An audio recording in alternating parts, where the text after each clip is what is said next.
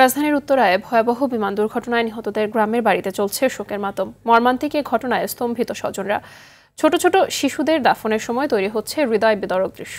আহাজারি থামছে না নিখোঁজদের পরিবারেও। মেয়েকে খুঁজতে গিয়ে অগ্নিদগ্ধ হয়ে মারা যাওয়া মা রজনী খাতুনের দাফন শেষ হয়েছে। নিহত পাইলটের বাড়িতে স্বজনদের আহাজারিতে ভারী হয়ে উঠেছে পরিবেশ।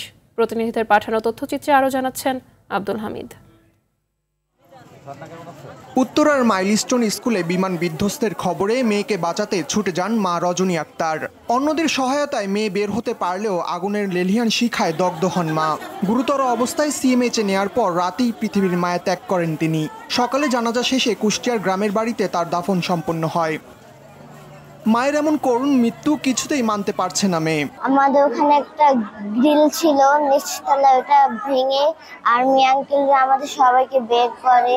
আম্মু আসছিল একের দিকে সই, আর ঘটনাটা ঘটে 1:06 দিকে, তখন 1:06 দিকে আম্মু মরে যায়। বিমান বিধ্বস্তের ঘটনায় নিহত হয়েছেন গাজীপুরের সাইমা আক্তার। আগুনের তীব্রতায় ঘটনাস্থলেই জীবন প্রদীপ নিভে যায় 3য় শ্রেণীর এই ছোট্ট শিশুর। অনেক খোঁজাখুঁজির পর গতরাতে সিএমএইচে মরদেহের সন্ধান পান স্বজনরা। সকালে গ্রামের বাড়িতে দাফন করা হয় সবার আদরের সাইমার। বরিশালের মেহেন্দিগঞ্জে চিরনিদ্রায় শায়িত হন 7ম শ্রেণীর শিক্ষার্থী সামির। ছেলের ক্ষতবিক্ষত মরদেহ দাফনের সময় বারবার মূর্ছা যান বাবা। এমন মৃত্যুতে হতভম্ব স্থানীয়রা। শোকের আর্তনাদ থামছে না 20 শিক্ষার্থীকে উদ্ধার করা স্কুলটির শিক্ষিকা মেহেরিন চৌধুরীর গ্রামের বাড়ি নীলফামারীতেও।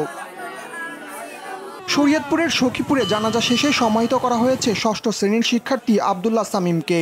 আগুনে শরীরের বেশিরভাগ পুড়ে যাওয়ায় হাসপাতালে নিয়েও বাঁচানো যায়নি তাকে। এদিকে বিধ্বস্ত বিমানটির পাইলট ফ্লাইট লেফটেন্যান্ট তৌকির ইসলাম সাগরের জন্মস্থান রাজশাহীতে বইছে শোকের বন্যা। তার এমন অকাল মৃত্যুতে হতবাক এলাকাবাসী। আব্দুল হামিদ, RTV।